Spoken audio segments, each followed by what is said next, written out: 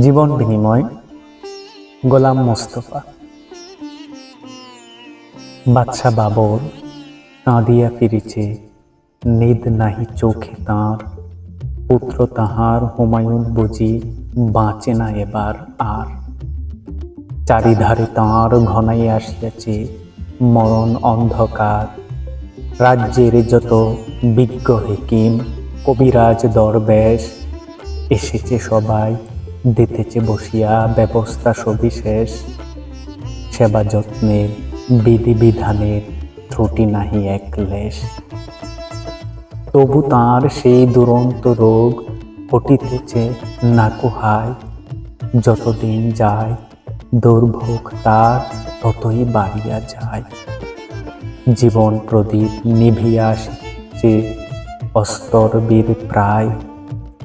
ক্রোধালো বাবর ব্যগ্র কণ্ঠে বিষক বৃন্দে ডাকি, বলো বলো আজি সত্যি করিয়া দিও না কো মোরে ফাঁকি। এই রোগ হতে বাদশা জাদার মুক্তি মিলিবে নাকি? নতমস্তকে রহিল সবাই, কহিল না কো কোনো কথা। মুখর হইয়া উঠিল তাঁদের সে নিষ্ঠুর নীরবতা। শেলসম আসি বাবরের বুকে বিঁধিল কিসের ব্যথা। হেনকালে এক দরবেশ উঠি কহিলেন, সুলতান সবচেয়ে তব শ্রেষ্ঠ যে ধন, দিতে যদি পারো দান, খুশি হয়ে তবে বাঁচাবে আল্লাহ বাদশা জাদার প্রাণ। শুনিয়া সে কথা কহিল বাবর, শঙ্কা নাহি কো মানি। তাই যদি হয় প্রস্তুত আমি দিতে সেই কোরবানি।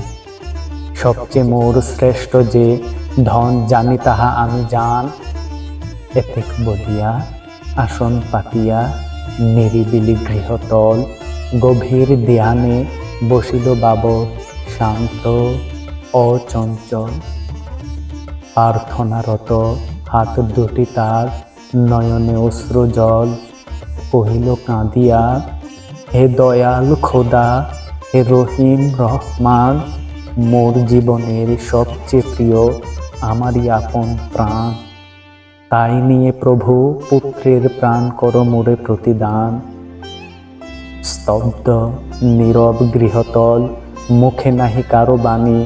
গভীর রজনী শক্তিমগন নিখিল বিশ্ব রানী। আকাশে বাতাসে ধ্বনিতেছে যেন গোপন কি কানাকানি।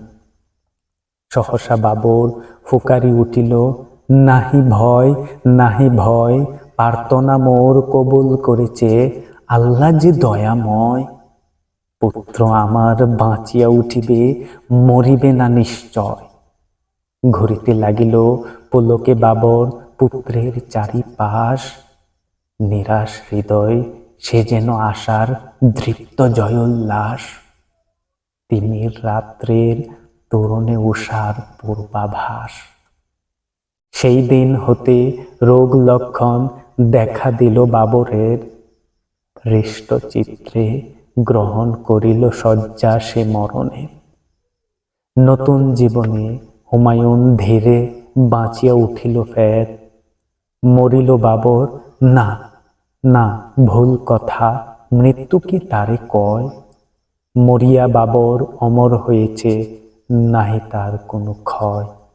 পিতৃস্নেহের কাছে হইয়াছে মরণের পরাজয়।